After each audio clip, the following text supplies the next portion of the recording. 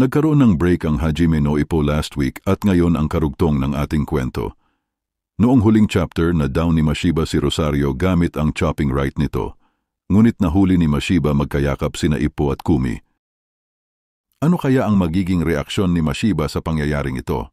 Ngunit bago ang lahat, huwag kalimutang mag-subscribe sa ating channel. Habang nakatingin si Mashiba kina Ippo, muling nakatayo ang champion. Kahit lamog na ay ayaw pa rin magpatalo. Itinuro ni Ippo kay Mashiba na bumabangon pa ito.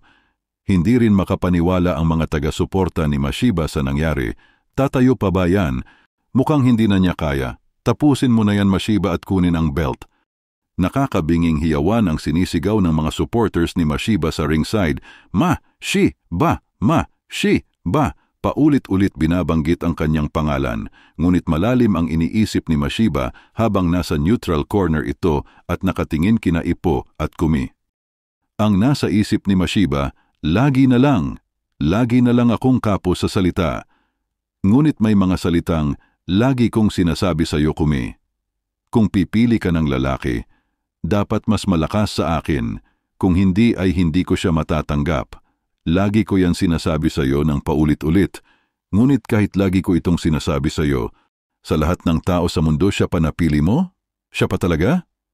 Naku po mga kaibigan, matanggap kaya ni Mashiba si Ippo kung sakaling maging seryoso na ang kanilang relasyon? At sa wakas, after so many years, tinalakay na rin ni George Morikawa ang development ng relasyon nila Kumi at Ippo.